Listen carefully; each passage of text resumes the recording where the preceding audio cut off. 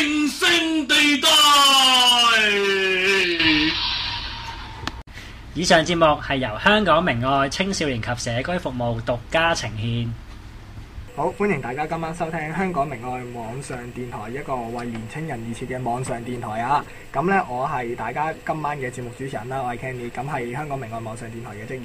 咁啊，我哋今晚又嚟我哋嘅王牌節目啦，我哋嘅情聖地帶之情感領域嘅。咁今晚呢，我哋嘅主題就係女追男隔重紗，咁到底係咪真嘅呢？咁啊，不如介紹下我哋今晚嘅幾位嘉賓先啦，等佢哋自我介紹一下先啦，好唔好？大家好，我係網民阿峰。大家好，我係連線天地嘅實習社工伊法。我都係連線天地嘅實習社工，我叫 Wilson。大家好啊。係，咁啊，仲有一位嘅啊，不如介紹埋先。好，大家好，我係連線天地嘅社工正義。係啦，好，阿正義姑娘今晚就會做一個指導者嘅角色嚇，咁啊 ，OK， 好，簡介一下我哋嘅電台先啦。咁啊，其實頭先簡介咗，係啦，咁啊，我哋如果對大家咧對我哋嘅節目有咩意見嘅話咧，都歡迎嚟我哋嘅網站度發表意見嘅。我哋嘅網站係 it.caritas.org.hk 嘅。同埋咧，如果大家對呢個題目有咩意見，即係都想討論下、傾下咧，嚟我哋嘅網站做會員啦，就可以嚟到我哋嘅網上電台嗰個聊天室度咧，一齊傾下偈咁樣嘅。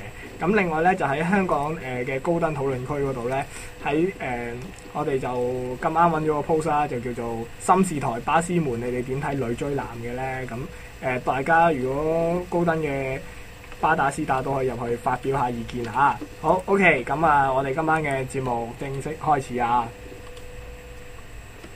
咁樣咧，大家即係依家咧就好興嗰啲韓劇啊、台劇啊，咁好多時都係啲感情戲啊，咁啊發現好多唔少都係啊，原來女仔追男仔喎啊！咁我哋香港地中國人嘅社會嚟噶嘛，咁好多時都係覺得啊，應該男仔做多啲，男仔主動啲嘅。咁但係啊，可能受到即係依家個社會進步嘅影響啦，咁亦都可能啊電視劇都會有啲關係咁樣喎，咁顯示到依家咧，其實有唔少嘅情侶咧，都係或者有唔少嘅女孩子啦，都會主動去追佢心目中理想嘅男孩子嘅。咁啊，有呢個情況啦。咁我哋今晚咧就呢樣嘢，即係女追男係咪真係隔重紗咁容易嘅咧？咁啊，討論一下啦。大家覺得點為之女追男啊？嗱，因為我咁睇啦，因為我都見過唔少嘅。咁女追男就有，我覺得分為兩種嘅可以。咁一種就係女仔做主動啦，即係好直接咁講話即係直接同人哋表白啦。咁另外一種咧就係話個女仔係引個男仔主動追佢，即係製造好多曖昧。係啊，製造曖昧啊，令到個男仔係會主動出擊咁樣嘅，即係可以話少少引誘嘅咁樣。即係有光明正大嘅，亦都有啲溫文啲慢性啲嘅攻擊係嘛？追求攻擊啊，係啊。好，咁啊，兩位實習社工，咁啊，你哋覺得點樣為之女追男啊？風嘅觀察都好入微喎。咁我自己就我都冇乜抱一個好大嘅一個嘅即係睇法喺處。有時候我覺得追求係咯，每個人個定義都可以好唔同，每個人都有自己唔同嘅標準咁。事實上我真係可能我生活圈子比較狹窄，咁啊朋友都唔多。咁我自己又好少見話真係有個女仔好主動咁去追個男仔，又成功咗喎，又可以即係又開花結果啊成。咁我自己又會係咯。咁所以我就即係唔多啦，喺呢方面觀察就係咯，或者係即係點樣睇個追求？追求我只覺得係會唔會只係一個過程咧，定還是追求背後即係個目的？咁啊背後都其實係咪關乎到真係兩個人之後嘅相處個情況又係點樣嘅咧？因為我哋唔能夠期望就係一個女仔見到男仔就要即刻要展開佢所謂嘅追求啊，或者認為嘅攻勢啊成。咁所以就係咯，我自己都抱有嗰個疑問喺處。我自己覺得女追男其實都幾大枷鎖嘅，你好多時幾大咩話？唔好意思，枷鎖。OK， 即係好多限制係嘛？都幾大限制㗎。其實好多時女仔都驚男仔點樣睇自己㗎嘛。如果你去主動去追個男仔嘅時候，咁你可能其實即係我諗追求嘅方式都係不外乎都係關心下佢多啲啊，或者主動一啲啊，即係夜媽媽又打個電話俾佢啊咁嗰啲。咁有冇試過即係夜媽媽有啲人打個電話咁樣嗰啲咧？你自己試過？唔係即係明明勁眼瞓，跟住又話我瞓唔着啊，想聽下你把聲啊咁樣嗰啲啊。哇！好恐怖啊！呢啲好靈嚟喎呢啲。唔係因為好多唔同嘅追求方式啫，即係舉個例咁樣啫係。但係其實枷鎖係咩意思咧？因為邊個俾枷鎖你咧？頭先譬如主持人講啦，話即係夜晚打個電話俾佢，可能好多時男仔都會可以做啲主動啲嘅角色。但係如果調翻轉頭，一個男仔收到一個女仔夜媽媽話不如即係我瞓唔着，就不如聽下電話啦咁樣。即係如果係朋友咧，就都容易啲講得通嘅。但係如果係唔係好熟咧，好容易就好似露出馬腳咁樣。咁唔係㗎，朋友啫嘛，一次生兩次熟啊嘛，就係唔熟先要傾多啲，熟啲啫嘛。即係你意思係個女仔已經對個男仔有意思啦咁樣。好容易可能自己心虛咯，好容易會俾男仔覺得自己對佢有意思咯。相當之保守喎。同埋係咪可能女仔比較薄皮啲啊？即係所謂薄皮啲，即係男仔嗰啲好厚面皮啊嘛，即係當街送花咁樣追逐9條街都會啊嘛。即係可能女仔就會比較薄皮啲，驚喂我向佢表白，究竟佢係咪整蠱我啊？可能佢班 friend 喺度睇住嘅時候。我表白衰咗，跟住班 friend 彈出嚟咁笑我一鑊勁啊咁樣，即係可能又會驚呢啲咁嘅打擊啊，會唔會有啲咁嘅嘢咧？如果我作為女仔睇咧，我主要係擔心個男仔點樣睇自己多啲嘅，我就少啲擔心啲朋友點樣睇自己嘅。我通常覺得啲朋友咧係會理解自己多啲、諒解一啲嘅。但係我調翻轉頭，我覺得如果冇乜渣男，冇乜咁我就擔心個男仔唔知點樣睇自己咯。因為中國傳統嘅思想啦，咁就係覺得啲女仔覺得自己應該有啲矜持啊。係啊，同埋就覺得如果啲女仔好多度覺得會話如果佢主動追個男仔，即係主動出擊嘅話，咁個男仔就覺得太易得到啦啲嘢，咁就唔珍惜係啊，冇錯。都好中化你嗰個答案都係啊，就係因為嗱，即係特別香港咧，即係中西文化薈萃啦，咁啊又好有中國人嘅傳統思想，因為阿爸阿媽啊，即係甚至更早啲嘅年代咁樣，都係一啲即係覺得都係男仔追女仔㗎嘛。咁但係依家即係時代又進步咗，好唔同啦，係咪？咁男仔都可能有啲叫做被動啲啦，咁樣咁女追男呢件事，即係依家咧就其實唔單止年青人啦，可能成年人都會變，即係由男仔搏命追女仔變成女仔追男仔咁樣嘅。係啊，即係我只睇就網上都好多節目啦，都時探討啲問題講緊中女啊或者剩女嘅文化啦，即係講緊係咪？事實上上翻香港嗰個統計處，原來又唔係喎，又未必為真係女仔嗰個男女嗰個比例係咪即係咁失衡咧？原來又唔係咁樣嘅。到底點解對中女剩女嗰個標籤咁犀利咧？以至於就係話即係女追男嘅原來又漸又成為一個即係大家可以接受啊，或者都覺得冇問題啊，或者係男女講男女要平等又成咁，所以就都幾有趣嘅，我覺得呢啲題目。同埋咧，到底係真係覺得嗰個男仔太好啦，我非追不可，我爭取到一個好男人咧，係為自己爭取幸福嘅啫。定係話咧，喂唔得喎！依家個個都中女啊、剩女啊，嫁唔去喎，喂唔掂喎！真係追翻個先咁，即係真係到一個叫做去到谷底嘅情況，真係要咁樣，所以先至要主動出擊去追翻個男仔翻嚟咁樣咧因為即係你知香港地以前電影都係追女仔嘅啫嘛，啲戲都係唔會話追男仔噶嘛。係咪？即係就算嗰個男仔好好，都係好怕醜啊咁樣，又驚地啊咁樣走去陰啲咁等個男仔知道呢樣嘢，然後等個男仔表白噶嘛。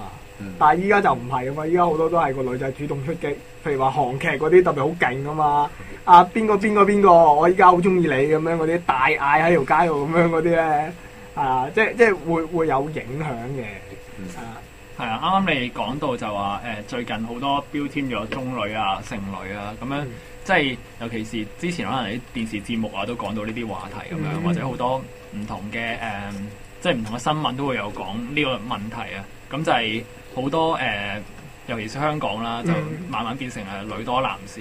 咁會唔會係好多女仔就到咗某個年紀就驚自己會唔會嫁唔出咧？仲未有人嚟即係主動出擊，咁就變咗自己要去爭取啦呢啲嘢。即係即刻變咗啲男仔變咗搶手貨。係係咪咁㗎？都可能會係嘅，因為即係有啲商業理論咁樣啦，即係就係供求嘅問題啦，供應同需求咯，係啊，即係正路嚟講，咁人應該係即係群居啦，咁都需要組織自己家庭啊咁嘅。咁但係即係咁喺呢個之前就需要係即係人係比較多啲即係個諗法比較強嘅動物嚟㗎嘛。咁可能需要拍拖啊咁嗰啲，所以就會即係好多情感上嘅嘢，就係譬如話到底係咪真係需要追男仔咧？定係睇定啲喎？揀啱先至都未遲喎，或者依家好多現代嘅新嘅女性咧，就係話佢哋覺得邊個話女人一定要靠男人咧？係咪先？咁我自己一個女強人都可以過得好快活咁樣咯，即係會有啲咁噶嘛。係啊，甚至我聽聞咧有啲好勁嘅就係有啲人話屋企你換燈膽換光管都有個男人好啲啦。咁但係有啲我聽翻嚟就係話有啲女士咧就覺得我唔識換嘛，唔緊要，我咪走去讀嗰啲課程咯，即係自己學換螺絲咪換嗰啲電掣插頭啊，換光管啊咁樣，即係覺得男人做到嘅我都做得到嘅，係啦。咁我唔一定要男人嘅，我自己開心快活。可能佢比較中意單身嘅生活啊，係啦 OK。咁然後佢自己都做得到嘅時候，佢又覺得其實男人我又唔一定要追男人咯，即係追男仔咁樣咯，係啊。咁我覺得你講呢個例子，可能會唔會係局限咗一啲譬如一啲即係思想比較開明嘅女仔？係啊，都係啊，因為都係進步咗好多啦，係啊，即係以前好多都係話即係可能以前有啲流行曲都係話咩是女人的大志咁樣嗰啲，都係想有個如意郎君啫，係嘛？係啊，可能大家90後嘅未必聽過啊，但係80後都應該有聽過啊。同埋咧，啱啱你講到啦，咁一個女仔即係思想開明嘅，就會可能比較會諗到呢啲啦，或男人做到嘅我都做到。咁但係會唔會有啲家庭壓力咧？即係你知啦，老一輩嘅，譬如你爹哋媽咪啊，或者你啲阿爺阿嫲都想話自己嘅孫女或者自己仔女係應該係時候要開枝散葉啦，咁樣係啦。咁樣就會唔會話屋企人亦都俾壓力佢哋咧，要逼佢哋去主動出擊咁樣咧？反而就未必會逼喎，我覺得未必會逼啊！即係扮晒嘢約佢飲茶，跟住相睇咁樣，有好多呢啲古怪招啊！即係其實李精屋企嘅老人家都唔係笨嘅，係咪？咁啊，所以其實佢都有好多古靈精怪嘅招數嘅，係啊，即係咁所以嗱，既然大家對呢個話題咧都有啲意見想發表啦，咁我哋留翻下一節先啦，好唔好？咁我哋依家呢個時間去一去廣告先嚇。咁大家留意啦。咁本呢個節目咧，純屬個人意見嘅啫，並唔代表香港明愛嘅立場嘅。咁另外咧就係可以嚟翻我哋嘅網站啦 it.caritas.org.hk 度發表下意見嘅。咁另外咧喺高登討論區。咁我哋咧有一個我哋就揾咗一個 post 係心事台巴斯門，你哋點睇女追男嘅？咁嗰度咧亦都可以揾到我哋嘅網址啦，同埋大家如果有咩意見咧，都歡迎去發表一下咁樣嘅。咁另外係阿靜姑娘，我哋係咪有 WhatsApp group？有個電話係加入。係咁我哋嘅 WhatsApp group 咧係可以97773666。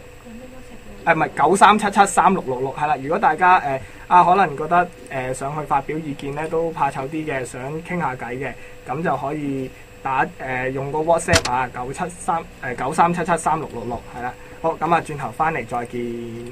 香港明愛生活建築家為濫藥青少年提供一站式嘅服務，我哋服務包括有身體檢查、腦功能檢查、個案服務同埋各種嘅小組活動。如果大家有興趣或者需要查詢嘅話，歡迎打嚟我哋嘅熱線61884444 61884444，又或者可以上嚟我哋嘅網站睇下。我哋嘅網站係 playsafe.caritas.org.hk。以上節目係由香港明愛青少年及社區服務獨家呈獻。清聲地帶。以上節目係由香港明愛青少年及社區服務獨家呈獻。歡迎大家繼續收聽香港明愛網上電台啊，一個為年青人而設嘅網上電台。咁我哋今晚嘅節目呢係情聖地帶之情感領域，而主題呢就係女追男隔重紗啊咁嘅。咁好，如果大家對我哋節目有咩意見啊，歡迎嚟到我哋嘅網站 it.caritas.org.hk 發表意見嘅。咁另外我哋喺高登討論區呢亦都騎劫咗個 post 啊，咁就叫做心事台巴斯門，你哋點睇女追男嘅？係啦，講緊女仔追男仔呢個問題啦。咁好，在座嘅幾位嘉賓，不如大家都介紹多次自己啦，好嘛？係啦，我就係阿峰，就係網民嚟嘅。係網民阿峰，好，跟住我係連線天地嘅實習社工阿伊凡。我哋都係連線天地嘅實習社工啦，我叫 Wilson 啦，大家好。好，有兩位實習社工啦，有位比較靜少少嘅網民啊。OK， 好，咁啊嚟到第二節啦，頭先講咗少少啊，講咗個主題，開始個主題啦，就係女仔追男仔喎。咁然後咧，嗱，依家講下啲實際啲嘢啦，有冇實戰經驗先？係啦，我自己就冇試過追男仔。係，有冇啲 friend 追過男仔先？我頭先都好努力咁諗，但係我真係冇乜，我冇乜女性朋友係主動追男仔。係。我諗間接啲，頭先阿峰分享都就好似有啲試過嘅，即係會主動啲比較識路嘅男仔啊，或者主動啲關心下佢哋啊，傾下偈啊，但係都係到最後嗰 take action 嗰個動作都係個男仔嘅咯。係，其實主動關心其實朋友都會喎，我諗緊，即係你點樣去分別？點樣分別係朋友關心？主動關心啦，定還是即係追對方咧女仔？當然可能心裏邊梗有目的啦，但係即係我諗緊個差別係咪真係咁大咧咁咯？我諗個頻密程度啦，頻密程度係即係有分別嘅。關心啲態度都有啲唔同嘅。係有目的地關心，係。咁可能同埋分到嗰個程度上邊。程度上邊係。但係其實而家會唔會比較難分咧？因為嗱，近年咧啲男仔同女仔 friend 都可以玩到好埋噶嘛。係咯，我都覺喎。係咯。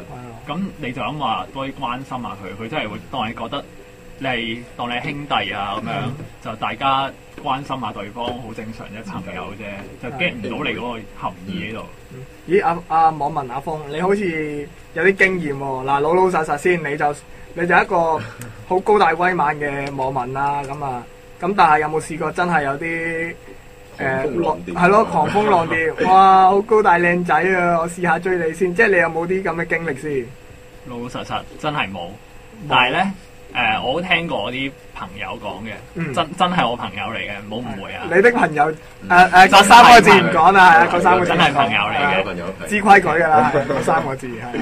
咁我啲朋友咧就係嗱，啱啱就講到話女仔會引啲男仔去出擊啦，釣魚咁樣戳下佢。係啦，但係反而我啲男仔 friend 咧就係調翻轉，引啲女仔出擊。佢哋咁講，咁犀利，show 啲腹肌出嚟，點唔明？即係我唔知佢哋係講笑定講真啦，但係佢就話，佢就成日講而家我女朋友咧係就係我係點樣引佢，即係最初係對佢有啲意思。係啦，跟住咧就好似欲擒故縱咁樣，即係又唔係好關心佢啦，突然間即係關心一排，又唔關心一排，睇下你會唔會即係忽冷忽熱戳下佢，睇下你會唔會翻嚟揾我先，主動揾我先咁樣，係啦。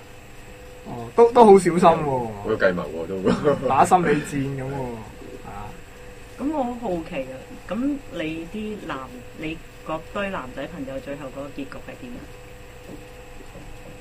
啊？嗰啲男仔嘅結局啊，我諗佢而家都應該仲繼續嘅，即係仲 keep 住呢段關係，即係但係都已經一齊咗噶啦咁樣。但我有時我諗就係哇，要搞盡腦汁啊，又嗰啲攻防戰咁樣，我又係咯，又得閒就睬下你，即係好工於心計喎。係咪睇得多無線啲劇集多咧，就會有咁嘅即係舉動咧？即係我時覺得兩個人感情係咪要建基於所謂嘅一啲嘅技巧啊、攻防戰啊、作戰策略啊，好似玩緊三國志咁樣？我覺得又未必係咁咯。即係所謂追求，其實即係點樣去界定追求？即係正如我頭先講啦，即係每個人都有自己一套嘅標準㗎嘛，一套方式㗎嘛。即係最主要就係最重要就係兩個人平時點樣相處㗎？佢哋相處模式、溝通方式又係會點㗎？佢哋本身嘅感情係點？靠啲咩去凝聚起嚟？咁我覺得係即係我較為關心嘅一個嘅問題咯。係，反而話點樣追邊係咯，就即係都要睇。不過反而我又但係另一方面我有興趣問下 Eva 喎。咁你頭先講話咩女仔要矜持啦，咁冇矜持又覺得又好似唔似係女仔喎。其實呢啲睇法係咪好細個已經累積咗啊？定還是到依刻都覺得係好緊要嘅？女仔冇矜持好蝕底嘅噃，係定係還是係點咧？其實最終又都講下個女仔有幾中意個男仔嘅，我覺得。咁唔係全部話。我覺得雙向嘅，其實係咪女仔中意個男仔，個男仔都中意佢嘅？唔係話全部一定要個女仔好被動，乜嘢都唔做去等嘅。咁如果個女仔好中意個男仔咧，我諗都會俾一啲息怒佢嘅。但係我覺得又好難話去到好似男仔對女仔嗰種追求方式話，即係要送一啲送花啊。即係個攻勢可能冇咁猛烈，即係都係講啊，或者行為上表現出嚟啊，係嘛？即係男仔追女仔好多時物質噶嘛，即係揦扎花、揦隻啤啤熊啊咁嗰啲。咁可能女仔追男仔就會係咪行為啲咯，係嘛？我都有啲質疑，係咪會女仔收到扎花啊、啤啤熊咧就哇掂，我加你2分先今日咁啊？係咪咁嘅？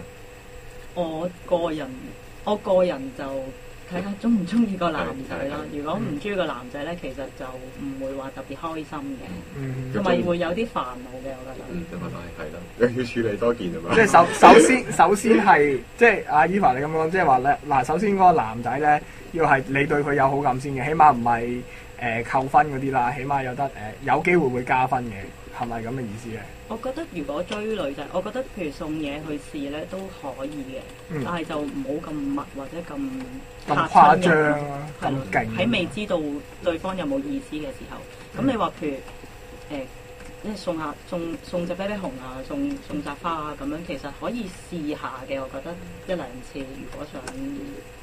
但係女仔係好難做到話送扎花俾個男仔去試下佢，通常都係關心下佢啊，睇下佢即係會唔會有一啲 feedback 俾翻自己啊，再去慢慢進心。我諗女仔小心啲嘅喺呢一方面，我覺得。或者會整嘢食咯，係嘛？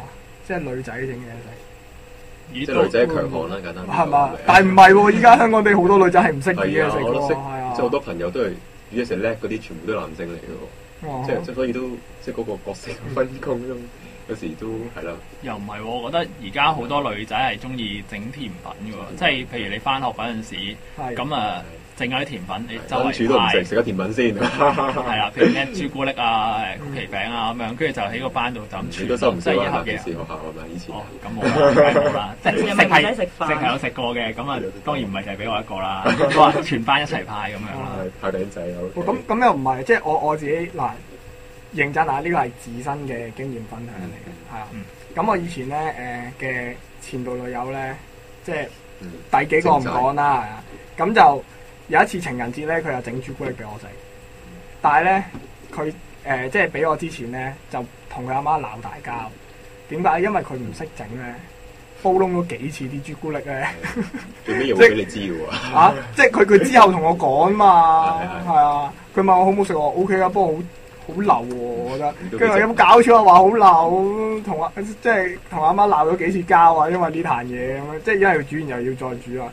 咁我又覺得哇，點解女仔煮嘢食咁鬼渣㗎？真係，我整嘢食都即係唔係話好叻啦，起碼擺得入口啦咁樣。即係我覺得唔係未至於話唔擺得入口嘅。咁我又覺得啊，其實以前即係睇電視都係女仔都會煮下啲嘢食俾男仔。心意咯，我覺得。係啊，即係嗰啲心意，但係甘願為咗煮嘢食同阿媽鬧交，煮嘢俾你食喎。但係嗰啲心意又好奇怪嘅，即係獻醜不如藏住啦，我自己又覺得。即係唔叻就無謂啦。寧願為你獻醜喎，你咁都咁不如調翻轉啦，我整嘢食俾佢啦，咁樣嚇，當我追你啦，唔好要我食啲咁刺激嘅嘢啦。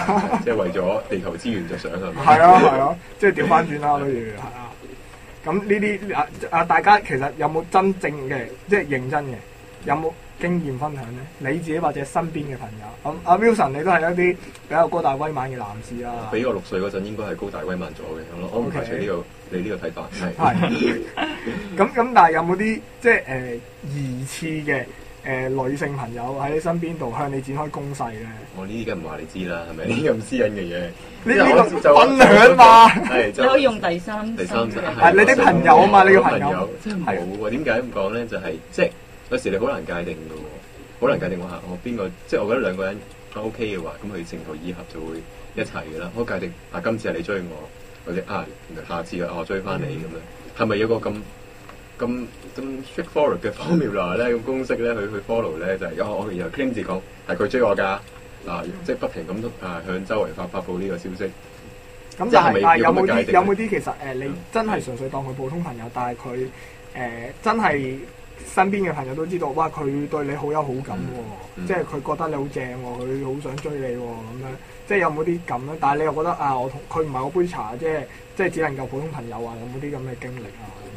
我身邊嘅朋友唔知佢有冇咁嘅經歷喎，唔知佢會唔會分享多個俾我知喎。就我可能都係識得朋友比較少就係啦，暫時都冇聽過。咦？咁你哋啱講開啦，你話朋友會覺得話，咦佢應該似係追緊你喎咁樣，或者覺得咦佢同你好襯喎。咁令我諗起一樣嘢咧，就係會唔會有啲女仔咧追男仔有陣時都係透過自己女仔 friend， 即係譬如佢哋有啲 common friend 嘅，咁會唔會透過啲女仔嗰堆係啦，一早就同班女仔 friend 講定，其實我啊中意嗰個男仔，我抹硬佢啊，我係啊，唔好同我爭啊。呢樣一嚟啦，二嚟就係話透過啲女仔放啲料俾個男仔，咁如果個男仔其實同翻啲女仔又傾開喎，咁樣如果知道，咦個男仔係中意自己嘅，咁咪一齊咯。如果個男仔話唔中意自己嘅，咁自己都唔係好瘀啫，係咪？咁即係自己都唔會話好冇面啦，追唔到人咁樣，會唔會係咁樣咧？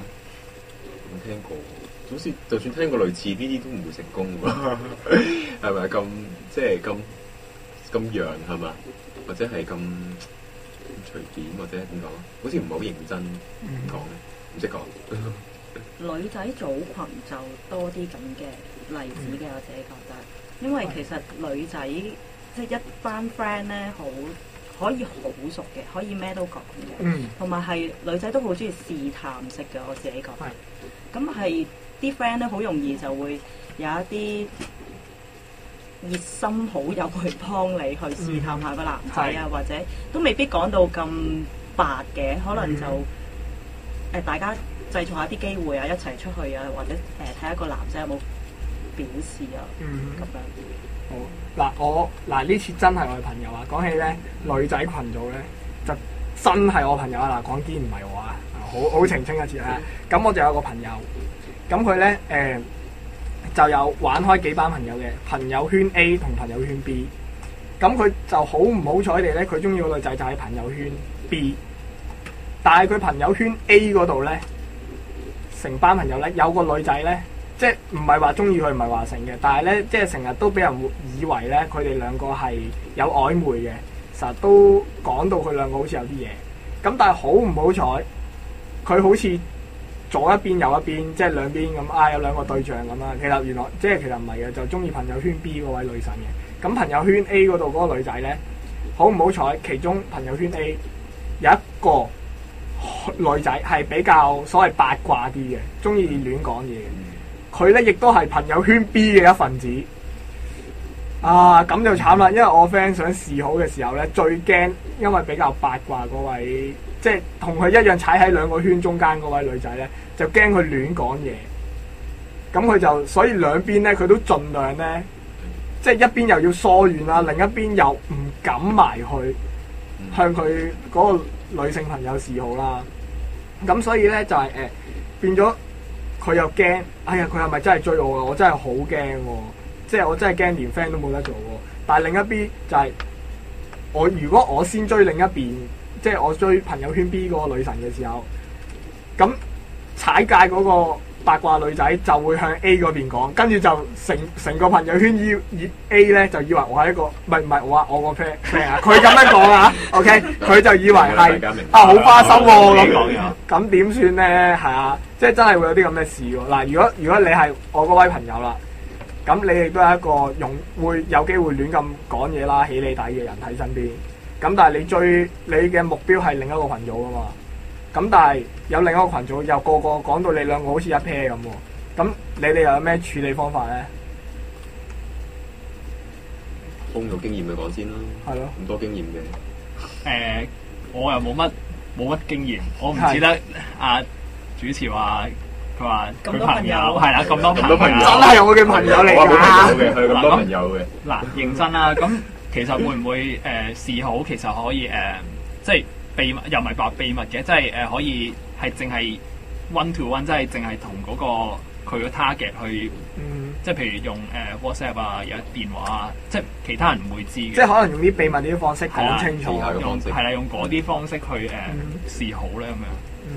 我又覺得係啦，即係男仔咧追女仔就好興誇張㗎嘛。咁啊，女仔追男仔可唔可以用呢招咁 work？ 即係咁誇張 work 唔 work 咧？呢個我哋留翻下一節再討論。去一去廣告先。好咁如果大家對我哋嘅節目有咩意見咧，歡迎嚟到我哋嘅網站 it.caritas.org.hk 度發表意見嘅。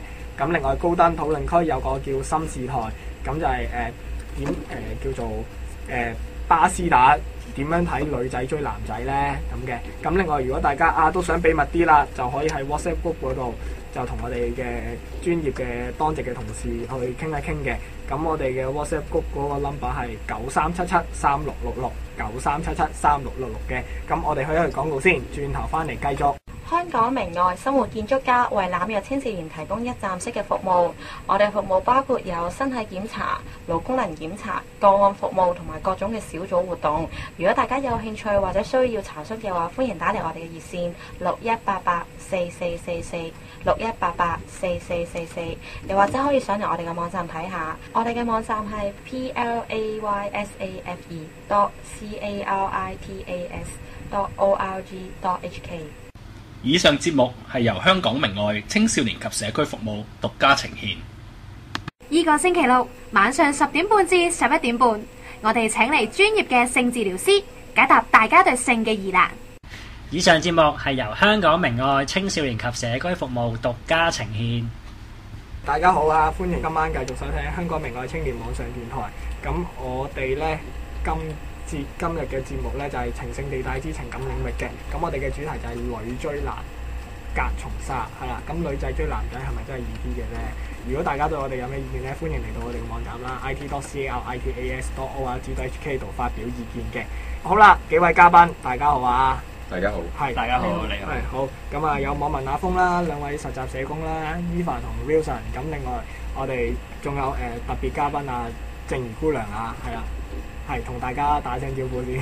大家好，我係連線天地嘅社工靜怡。係啦，阿靜怡姑娘就今日比較唔係咁舒服啦，所以嘅聲氣就會比較少啲。OK， 好，咁啊講，即係頭先大家都傾咗少少自己嘅經驗啦，同朋友嘅經驗啦。咁嗱，我哋依家又講下 post， 講下大家嘅經驗啦。OK， 係啦，咁我哋喺網即係上網高登嗰度咧睇到啲 post 咧，咁就有好多巴斯打都回應啦，咁樣喎，就係啊，咁啊，不如講一講啦。咁啊，有啲巴斯打就話：喂女仔追男仔依家咁普遍嘅咩？不如揾個女仔追下我啦。或者有啲女仔話：喂，我最近試過追個男仔，但係失敗咗啦，唔開心啊咁嘅，係啦。咁啊，即係亦都有個巴打咧，就亦都好有型咁樣講咗啦，就習以為常。咁都好多女仔去追佢咁樣嘅，係啊，犀利。咁係啦，但係即係我又覺得點樣可以令到女仔咁主動咧？點解我又唔係好識得咁多呢啲女即係咁主動嘅咧？咁係啦，咁佢就話咧要即係關心多啲喎。即係頭先阿 Eva 同阿 Wilson 都有講關心多啲啊，咁樣明示暗示啊咁樣嘅，係啦。咁同埋頭先我哋。網民阿峰，我哋頭先講到話係上一節我哋講咗個尾嗰度係咩啊？唔記得添，好唔緊要，係咁講下啦。咁即係覺得有啲人就有啲網民就喺度傾啦，就話其實女仔做主動係咪真係佢唔靚啊？冇人即係真係叫做剩女啊咁樣冇人要啊，先至會去到最後嗰一刻啦，先至會發力去追一個男仔咧。咁大家有冇認唔認同啊？分享下咁好唔好啊？我覺得唔係，係咪咧？即係可能有質素嘅女仔都需要覺得要襯翻個有質素嘅男仔，我先至去追佢嘅。咁如果按照你咁講，就佢咪主動追啲有質素嘅男仔咯？係啊，都可以成立嘅喎。咁因為咧即係有網民就話我試過幾次都係俾啲幾靚嘅女仔追，即係雖然未話超靚，但係都 OK 啦，見得人啦咁樣嘅。咁但係有啲網民就覺得，喂唔係喎，女仔追得你，肯定賣剩蔗，冇人要啊，冇人睺嗰啲咁樣啦，咁佢哋就討論咗，即係我喺高登嗰度睇咗就討論咗下啦，咁樣。咁其實係因為到底女孩子覺得我要揀個有質素，揀個好男人為自己爭取幸福，定係真係驚賣剩蔗冇人要啊？喂，佢都未至於話最差嘅，佢雖然係爭啲咁都要住先啦，咁樣即係會唔會大家又點睇咁樣嘅做法咧？我頭先又睇到個 post 喎，有個人話：最尾咪又係散咗，即係似乎大家都諗就係話，雖然邊個追邊個咁樣，即係都比較關注就係最尾係咪可以一齊㗎？最終可能關注係咪可以開花結果啊？其實佢哋都介懷嘅，即係話都想嘅，即係覺得係最尾都希望可以長久啊成啊咁樣。咁所以其實係咪咁緊要咧？就邊個追邊個？係咯，即係我自己會睇到就係當中嗰啲嘅諗法會唔會係咁樣？其實會唔會都係一開始有講過問題啦？女仔追男仔，咁個男仔就變咗唔珍惜啦，即係覺得我同你有少少唔妥喎，咁樣即係我哋有少少不和喎，最近有少少鬧交喎，咁樣心諗都係你主動揾我㗎啦，咁我係啦，你主動揾我，咁我而家揾過第二個，咁可能都冇乜損失啦，對於嗰啲即係可能嗰啲男仔嚟講咁樣，咁會唔會係咁樣咧？所以就變咗好多人都呢啲女追男嘅，最終都冇得開花結果啊！即係有啲咁嘅例子啦，會唔會咧？係咪㗎？我又覺得未必會，都要睇翻個，我覺得都要回歸翻就係個兩個相處係點嘅，即係冇係因為佢追我，所以我就可以唔使咁珍惜對方啦。我覺得又未必係咁。唔好意思啊，兩位離咗題啦，依家係講女追男啫，唔係話拍拖之後發展成點啦。OK， 係啦，即係純粹喂男追女，男仔追女仔，通常會勁啲嘛。我諗翻起上一次講嘅嘢啦，係啊，係啦，即係男追女，男仔會覺得即係所謂要有霸氣啲、型啲。旺角、銅鑼灣最多人嘅地方，揦扎花99支玫瑰一嘢動出嚟咁樣，好勁啊嘛，係咪？即係好多女仔，即係求婚嗰啲都係啦。網上好多片就係啲網民求婚，就係喺好多人嘅地方跪低，跟住群眾一齊嫁俾佢嗰啲咁樣噶嘛。咁但係女仔會唔會又揦住扎花跪喺度？喂，你同我拍拖咁樣？唔會，即係會唔會咁樣做咧？其實阿Eva可以分享下喎。雖然我知你唔會，係啦，你啲朋友。其實我覺得幾難想像，我反而好有興趣想問下你哋在座3位男士，如果有一位女士揸住扎花，唔使跪低，送花俾你喺你生日嘅時候，跟住同你示愛，你哋有咩感覺？我就睇翻情況嘅，即係我就衰啲嘅，係啊，即係有啲有機會發展咧，就還有機會發展，咁有啲又真係冇機會發展咧，就冇機會發展噶嘛，咁。冇機會發展嘅就即係多謝啦，咁咪當一個 surprise 咯，驚喜咁樣玩咯，即係好似啲人開 party 掟蛋糕啊、掟 cream 啊咁啫，即係我 OK 嘅，咁大家都好嚟好去啦。咁但係如果係有機會發展嘅話咧，咁我都會同佢講清楚，定下啲規條先嘅，即係我唔係真係㗎，即係約法三章咁上下啦，即係都要講清楚就係我又未至於話好中意你，不過俾啲時間我考慮下先嚇。咁呢啲都係係咯，你當試用期又好咩都好咯，係啊。可以咁商品化嘅原來。可能啦，唔係因為我唔即係其實即係無論分手，即係拍拖嘅結局，無論係分手又好啦，即係共諧連理都好啦，咁始終都係一個好好嘅經驗嚟嘅。即係人成長係必須要好多唔同嘅經驗㗎嘛。即係就算失戀啊、分手呢啲，都係一種好好嘅經驗嚟嘅。咁樣咯。咁所以就嗱，如果有女仔追我咧，我睇下佢係邊個先啦。不過我就覺得即係。都係嗰句，我就覺得有冇所謂追求呢樣嘢。當然喺即係兩個人相處過程裏邊，僅有一方話僅有某啲情況，一個會做主動，一個會被動。另外一啲情況就係另外一個做主動，一個被動。即係佢睇翻嗰個頻密嘅程度。係。就如果嗰段關係裏邊咧，係有一方咧係成日都係做主動嘅，另一方長期都係做被動咧，咁我覺得有啲問題嘅喎，似乎。即係我想翻去我嘅問題，其實我好想問，當你哋收到一紮女仔送嘅花，點解你送花？承上題，因為講緊誇張嘅追求手法啊嘛，我都好想幫一啲女仔想問下，或者我自己都好好奇，如果我想追我心儀嘅男士，我送扎花俾佢，我都好想知道男仔會有啲咩嘅感覺咧。咁其實我覺得就真係。會幾即係真係會有加分咯，如果係咁講，即係有一個比較好嘅印象啦。因為其實女仔追男仔有好多方法嘅，即係女仔就算真係追男仔咧，佢嘅方法都會係真係即係仍然都係保持住佢自己本身有嘅矜持啊。咁可能佢用嘅方法唔會真係咁直接，話大庭廣眾送花喎。咁所以如果真係有個女仔咁樣送花咧，其實係我覺得係好即係好一種好新嘅諗法，一種好驚喜啊！係啊，真係完全逆轉啊！咪角色完全調動，係啊，180度。咦咁係我都答你問題啦，既然你問得咁認真，我唔答你咪好唔俾面你，係即係咁我都會加分嘅。好老實講，認真點解咧？都送嘢喎，生日喎，係咪生日啊？係啊。哦，生日 OK，冇搞錯你嘅問題。係咯，生日喎，送嘢都見到面啦，都肯約你喎，出到嚟喎，咁啱我又得閒喎，咁係咯，咁佢肯即係又送嘢，都係份心意咯。咁我覺得對方嘅心意點都要多謝對方嘅，係咯。唔知會唔會應咗你嘅問題？即係你知係咪會唔會接受啊？回應到咯，可能我會考慮送花俾我心儀嘅男士啦。唔好意思啊，有信心啊。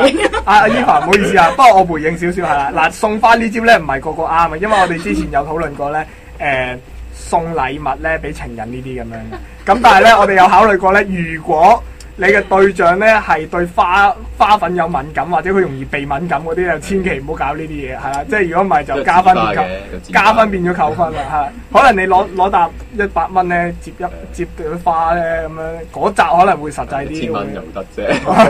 我覺得做女呢下，我覺得做女仔好慘，因為頭先承上節啦，你又分享到。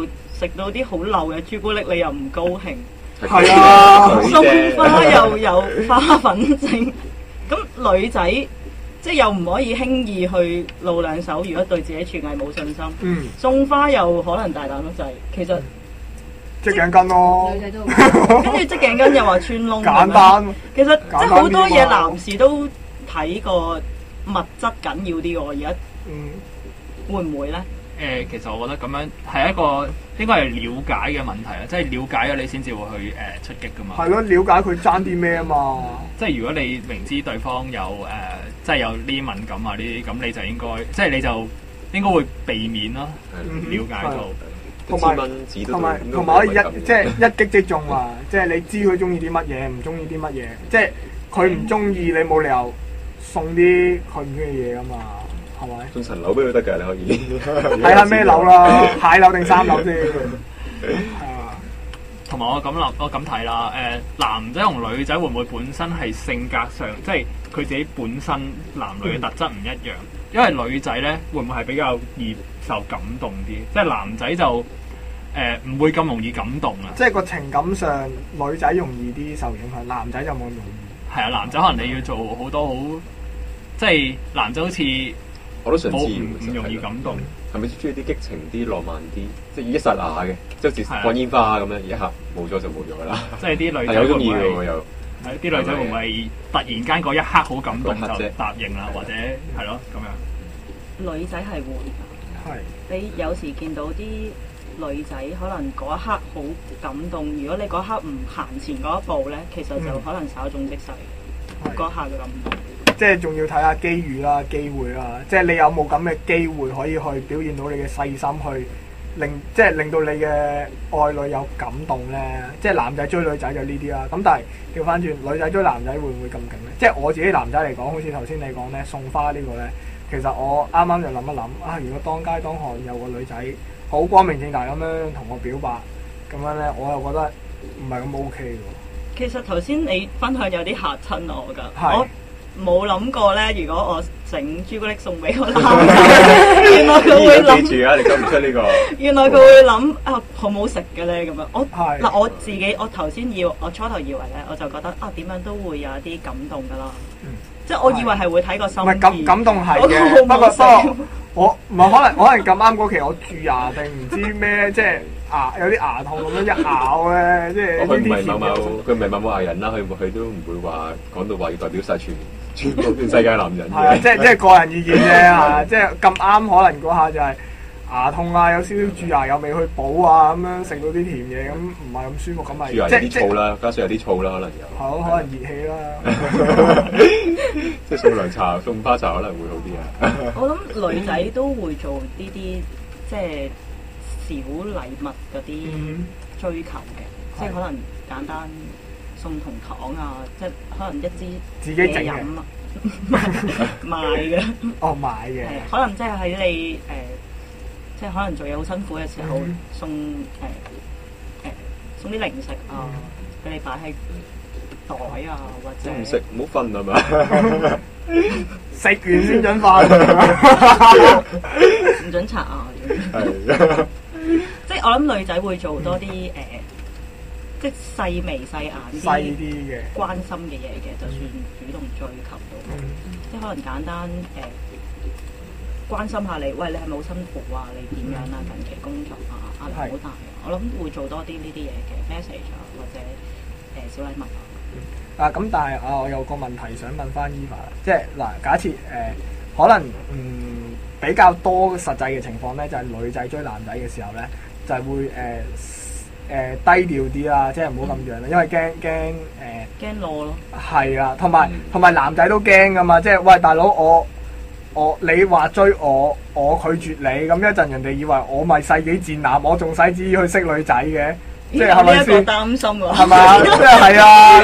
咁好啦，嗱，女仔追男仔，咁你追男仔嘅時候，你會覺得低調啲啊？定係假設真係啦，即係可能你識到一個男仔，哇！真係筍盤，個個 friend 都覺得哇，佢會真係 OK 喎嚇。咁喂，你試下去馬追佢啊！佢即係咁，你會選擇，但係咧，佢最特別嘅地方就係你同佢有曖昧嘅關係啦，陰啲咁樣啦。咁但係低調咁向佢表白咧，佢又扮唔知。然後咧，你嘅朋友探子翻嚟話：喂，佢要你好多人面前咁樣同佢講，佢先應承同你一齊喎。咁你會唔會咁樣做咧？你自己過唔過到自己個關先？我唔會，我覺得佢玩我。4月1號啊，係咪？唔係，其實我覺得男仔。可能我有啲迷思，或者真係有一啲可能老土啲。我覺得男仔都要有啲風度嘅。係，即係因為我就諗咧，男仔追女仔，成班大庭廣眾送扎花咁樣，即係好容易令到女仔好冧啊，好搭堂咁樣，即係好有感動啦。咁但係調翻轉，男仔會唔會有感動咧？我自己就唔覺嘅，首先係啊。咁但係調翻轉會唔會即係依家好興噶嘛，即係WhatsApp 啊之類嗰啲啦，好多交友嘅軟件啊咁樣嗰啲，咁會唔會靜雞雞暗地裏向佢表白咁樣咧？我諗都係暗示咯，或者真係要去到好準確先會好坦白咁話其實我對你都有啲意思。好難話。即係但係你驚唔驚？如果你真係向佢表白咗，跟住然後佢 cap 低嗰 part， 跟住。咁就慘啦！你即係正所謂有痛腳喺佢度喎咁樣。其實如果我去到嗰一步咧，我都係幾有信心佢唔會拒絕我，我先夠膽表白。即係有90%幾%先安全咁樣。即係唔打冇把握嘅仗啊！我少啲啊。OK， 好咁啊！呢節嘅時間又差唔多啦，咁我哋休息一陣。咁如果大家對我哋節目有咩意見咧，歡迎嚟到我哋嘅網站 it.caritas.org.hk 嘅，或者可以 WhatsApp 呢個電話937736663666啊，甚至可以去到高登討論區、心事台、巴斯門點樣睇呢個女仔追男仔。好，咁我哋休息一陣，轉頭再繼續。情聖地帶。以上節目係由香港明愛青少年及社區服務獨家呈獻。呢個星期六晚上10點半至11點半，我哋請嚟專業嘅性治療師解答大家對性嘅疑難。以上節目係由香港明愛青少年及社區服務獨家呈獻。今晚嘅聽眾大家好啊，歡迎繼續收聽香港明愛網上電台，一個為年青人而設嘅網上電台啊！如果大家對我哋節目有咩意見呢，歡迎嚟到我哋嘅網站 it.caritas.org.hk 發表意見嘅。咁另外呢，我哋今晚嘅主題呢，就係情聖地帶之情感領域嘅。咁我哋今晚嘅主題係女追男隔重紗，即係女仔追男仔係咪真係容易啲嘅咧？咁樣好咁如果大家即係可以嚟我哋網站之外咧，亦都歡迎 WhatsApp 我哋嘅9377366693773666嘅。好，咁另外就係我哋今晚有幾位嘉賓啦，咁啊同大家 say 個 hi 先啦。大家好，我係網民阿峰。我係連線天地嘅實習社工Eva。我都係連線天地嘅實習社工，我係 Wilson。好，大家好，我係連線天地嘅社工靜怡。好，咁啊頭先講咗咁多經驗啦、分享啊、疑問啊咁樣，係咪？咁啊，靜怡姑娘到你表演下咯喎。唔係表演，唔係表演。分享下啦，分享下。記得我哋頭先咧講過話，即係如果大家咧想一齊討論下，都可以 WhatsApp 我哋啦，或者入我哋嘅 chat room 啦，上我哋網站一齊又傾下。咁咧真係好好喎，有好多年青人咧，真係喺 WhatsApp 啊同埋chat room 度同我哋傾下偈咁樣啦。咁啊，即係佢哋都傾到一啲嘢，我哋都可以攞出嚟，即係反映翻出嚟一齊傾下咁樣嘅。咁咧有一個咧，即係聽眾啦，年青人就話。即係有女仔主動追佢，咁但係呢個女仔嘅攻勢咧可能都幾強烈嘅，即係可能不斷得閒就打個電話，打俾佢啊，食咗飯未啊？係啊，即係佢講，即係佢形容咧個感覺係好似直情 check 住佢要跟蹤佢做啲咩咁樣嘅，即係可能都好勁喎。係咪即係可能太過主動咧？即係主動得滯咧，可能有反效果，令到男仔覺得即係反而覺得好驚啊，覺得好似仲唔知點咁樣。係。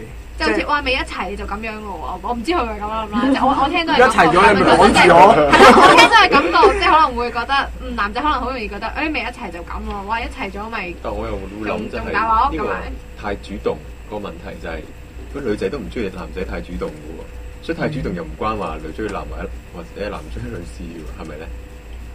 同唔同意咧？你意思係？如果男仔太主動追個女仔或者追你咁樣。係咯，我諗個感覺係好似社會覺得咧，男仔主動咧就係好正常嘅，女仔主動咧就好似俾人講閒言閒話咁樣。咁但係同時咧，頭先我喺 chat room 度咧同啲即係網民傾偈咧，佢哋有講到嘅喎，其實男仔都中意女仔主動嘅喎，有即係我自己作為一個女仔嘅角度睇咧，我又覺得女仔梗係中意男仔主動啲啦，唔通即係好似咩都要講晒出聲你先識做，咁又硬係覺得。唔知點爭緊啲咁樣，咁但係咧，原來即係男仔同樣都係中意女仔主動嘅喎，啲網民即係講到，你哋係男仔啦，你哋又覺得點咧？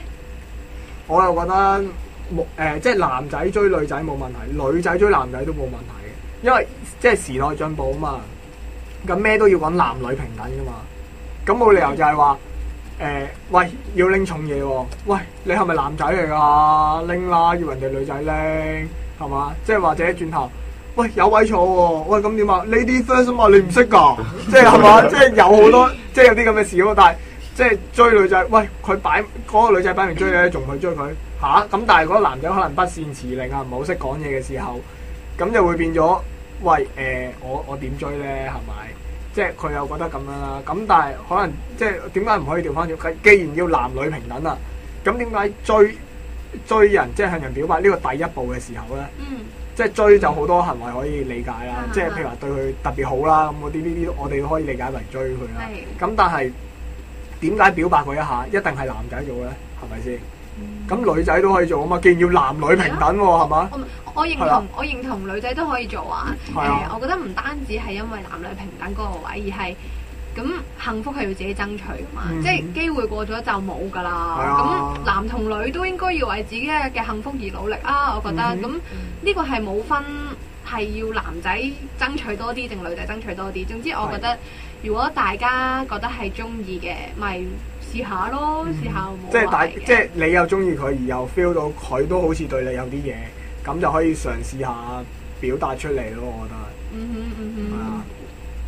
都係嘅。不過咧頭先咧都係喺 chat room 度咧，即係有位網民有同我講話，即係佢話，但係而家咧，即係頭先我哋講話男追女或者女追男，可能有好多嘅即係行動啊、行為啊咁樣。佢話即係佢話會唔會我哋好似有啲 old school 咁樣啊？即係話而家邊有男仔仲會同女仔送花㗎咁？唔係可能有㗎，豆腐花啊咁樣。幾好笑。天口慶整啲凍嘅豆腐花正啊嘛！我諗都係嘅，即係可能而家我相信而家年輕人咧，可能有更加多嘅創意同埋心思，即係無論男仔追女仔或者女仔追男仔嘅時候，可能都會有更加有心意咯，或者更加出人意表嘅方法去感動到對方嘅，我都好認同嘅呢個。係出人意表嘅方法即係點咧？我唔知啊。即係寫大字報咁樣，好似收數佬咁樣，我中意你咁樣嗰啲，係咪叫出人意表嘅？嗰啲係咪恐嚇啊？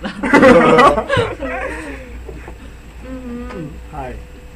佢又有再講喎，即係佢話咧，其實即係女追男呢樣嘢啦，已經唔係即係個睇下先，唔單止係個時代進步嘅問題啊，其實已經係覺得即係個社會咧，可能對於男女啊愛情或者個觀念嘅時候，已經係抱住一個開放啲嘅態度。係，你哋覺得咧？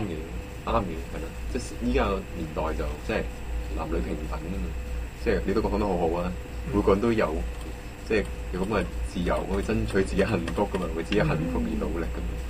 我覺得都係，因為尤其是喺香港咧，同埋而家呢個世代，好似香港嘅女性都即係越嚟越強咁樣啊！而家香港嘅女仔都越嚟越硬淨啊、勇敢咁嘅感覺，即係俾人覺得咁。當然我都相信係有好多女仔依然都係好小鳥依人啊，或者係好即係衝突嘅。其實呢兩係啦，即係咁樣啦。咁但係都係嘅，其實可能而家香港嘅女仔都唔再話係好似以前傳統嘅社會啊睇得咁，都應該會主動出擊。但我都想問下啲男仔，即係我都係男性。係。咁會唔會發展到一個日就係話男仔都會中意啲豪邁奔放嘅、豪情澎湃嘅、瀟灑嘅女性咧？係咧，會唔會去到一刻就係要呢種咧？嗱，我就覺得有分別嘅，即係主動啦，即係陽光女孩嗰啲咧，同呢啲豪情澎湃咧，我就覺得有啲分別嘅，即係陽光還陽光啊，即係唔好過度熱情咁啊，因為我都好驚啲。你中意邊啲啊？我中意啲邊啲啊？即係佢呢個女仔二郎腿嘅，即係唔講俾你知。或者分享下你朋友中意邊啲咯？分享朋友嗱，唔係反而有一樣咧，就好得意嘅事情嚟。我另一個朋友咁就即係有即係真係另一個朋友啊，係啦。咁佢咧就喺個朋友圈嗰度咧，就想追啊女孩子 A， 但係女孩子 A 就唔中意佢嘅，係啦。咁佢就即係亦都冇強求啦，咁樣佢個人比較隨和啲。咁但係咧，到好啦，女性朋友 A 肯同佢一齊嘅時候啦，咁先至後尾咧，先至發現咧，原來女性朋友 B 咧就中意咗佢好耐嘅喎。係啦，咁當然啦，都冇辦法啦，因為人哋已經一齊咗啦。咁女性朋友 B 就即係默默喺度守候咁樣啦，只能夠好痴情啊。都係嘅。咁到我個 friend 咧就同女性朋友 A 分咗手之後咧，咁佢又覺得好似對，即係如果一散咗又同佢，即係同阿 B 行埋嘅話咧，就好似揾個水泡咁啊！佢都覺得我都需要啲時間冷靜下咁樣嘅。咁就冇同阿 B 一齊。咁阿 B 啊，本來就覺得哇佢甩拖咯喎，中唔到我有機會咁啊，係啊，咁但係結果佢都明白個男仔即係唔係話即係真係情感上嘅嘢就唔係話可以揾第二個人做代替品啊，唔係話呢啲嘅。咁佢亦都覺得男仔拒絕佢，即係我 friend 拒絕佢啦，其實係一個尊重佢嘅舉動咁樣咯。都幾係咯。即係女追男，即係我又覺得其實女仔追男仔都應該其實好易啊，但係諗翻呢個真實案例啦，咁其實又唔係喎，都有難度嘅喎。即係始終女仔都一定係有啲擔心嘅，我覺得即係始終女孩子個心態一般，即係大家好容易第一個感覺就會覺得，梗係男仔追女仔咗啦，即係好容易有呢種嘅思想先入為主咗。其實係咁變咗，有時咧女仔可能會覺得又怕即係主動追男仔，首先即係女仔都同樣驚食檸檬噶嘛，係咪先？係咁樣咧，同時咧。驚食檸檬嘅同時咧，即係又驚會唔會俾人知道咗我去追男仔會好冇矜持啊，或者好似俾人講閒言閒話啊，即係好容易女仔可能做多少少嘢就俾人覺得佢喂會唔會喺度發姣啊，或者喺度做咩對男仔會咁樣㗎，即係未必話係異性話佢可能都驚同性嘅朋友會有啲即係講一啲嘅説話啦。咁我諗。但係我諗同樣都係嘅，無論男仔追女仔啦，或者女仔追男仔，都同樣有一啲嘅擔心喺入邊嘅。係咯，咁即係所以我覺得唔好計較咁多男追女或者女追男啦。大家男仔女仔都好，覺得中意對方嘅咪努力試下咯，爭取咯。係啊，幸福自己爭取噶嘛，話唔定追下有好結果咧。即係講唔埋過，唔試過就一定唔知道結果。我覺得。但係試咗嘅話，就算係失敗都唔會後悔咯。哇！呢個係非常好啊，即係啊，即係呢啲就係青春啊嘛。就係大家都係年青人，有咩係青春係啦，即係唔試過又點知咧？係嘛？即係你可能同呢個即係同呢個異性拍拖，可能係即係踏出一步，可能你會失敗啊，可能未必有一個好好嘅結果，但係。你唔試過又就一定冇咯，係啦，即係呢啲都係一個勉勵年青人即係唔單止情感路上啦，可能工作啊、學業上啊，咁都需要即係呢個叫做咩啊，自強不息嘅精神啊咁樣咯。好咁啊，仲有喎，我哋頭先咧睇 post 咧就睇到一個咧好特別嘅案例。係啦，咁就係網民好認定係永恆嘅定律嘅，叫做公屋私樓論啦。係啊，即係你係啦，即係男仔你住公屋就一定冇雞髀食㗎，係啊。咁甚至原來個女仔住私樓嘅，一入到去阿伯友你好，跟住阿伯友問句喂，你住邊啊？我住公屋乜乜村啊。跟住阿伯友就一句 Maria 送客咁樣，即係都擔心啲咁嘅情況啦。咁但係咧高登咧有位師奶咧就話咧佢都係主動追個男朋友嘅，依家咧仲即係拍咗拖一段時間啦，仲即係都好美滿啦，仲準備儲錢結婚嘅。咁但係最特別嘅地方咧，佢就打破咗呢個公屋私樓論。佢就話咧父母咧即係屋企咧係有啲錢嘅，即係有私人物業啦，咁但係男朋友咧就住公屋啦，亦都唔係太有錢嘅。咁但係咧就好得意喎，因為父母都好中意佢男朋友啦。咁佢哋即係又好得意嘅喎，即係又真係呢啲真係我都覺得係真愛啊！真愛可以打破好多嘢啊！即係依家特別依家咁經濟行頭嘅社會啦，經濟又唔係咁好啦，可能有啲人覺得。咁有私樓又點都着數好多㗎嘛，係咪？我又唔認同喎。係。就我覺得即係如果兩個人要甚至乎講到結婚嗰步，唔係一間私樓就可以解決到佢哋嘅感情。係。即係就我覺得唔係一棟私樓就可以維係到佢哋感情咯。如果佢哋唔係真係中意對方，而我覺得係可能佢哋欣賞對方一啲內在嘅嘢啊，或者欣賞大家啊，真係珍惜大家嘅時候。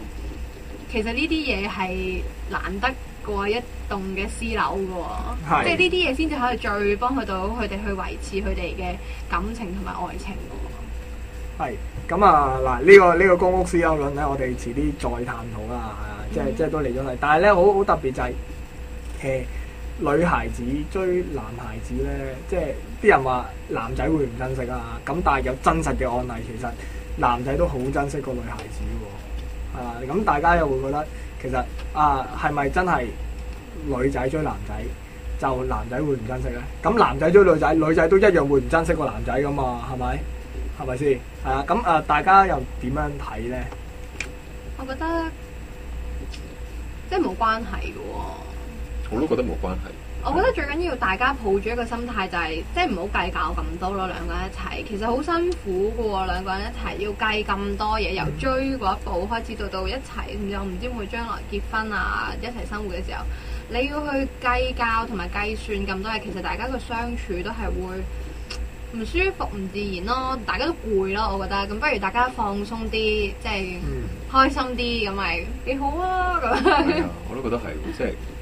相處都要睇翻相處嗰個程度，即係平時點樣溝通㗎，點樣相處㗎。咁單係邊個追邊個咧？咁似乎又唔太話一定係唔珍惜對方。反而相處過程，大家覺得原來真係都係認定咗生活嘅另一半嘅，大家都懂得係為此段感情願意走更遠嘅路嘅時候咧，咁大家會而珍惜對方係一個彼此嘅行為咯，就唔係單方面。我相信係。係。咁Eva咧，有冇意見想分享下？冇 OK 好，咁今日咧就節目時間差唔多啦，做少少總結啦。咁樣其實咧就我哋即係呢個節目咧，今次咧就討論下點解即係女仔追男仔呢個現象好似出現得多咗咁樣啦。咁其實就唔係話喂男孩子，喂嗰個女仔好似對你有意思喎，佢追你㗎啦，收埋啦，即係唔係咁樣嘅，亦都唔係話喂女孩子你睇中個目標。好快手咯喎，轉個頭就俾人搶咗噶咯喎，即係亦都唔係叫你搏命去盲目地去追求一個伴侶啊，咁即係當大家真係有情投意合咁嘅時候咧，先至再決定啦，係啦，咁亦都同大家講一講啦，即係追男仔又好，追女仔又好啦，咁同你哋都勸勉年輕人啦，都同你哋工作讀書呢啲機會一樣啦，即係你唔珍惜你就冇㗎啦，咁樣係啦。咁大家如果繼續想討論嘅話咧，都歡迎嚟到我哋嘅網站啦 it.cal.itas.org.hk 啦。咁或者去翻高登討論區，咁有個叫做心事台巴斯門，你哋點睇女追男啦？或者甚至可以嚟到我哋嘅 WhatsApp 93773666嘅，係啦。咁本節目內容咧純屬個人意見啦，並不代表香港明愛嘅立場嘅。好咁大家仲有冇意見想發表？冇就好啦。咁今日嘅節目時間差唔多，咁下次再見，拜拜。情聖地帶。以上節目係由香港明愛青少年及社區服務獨家呈獻。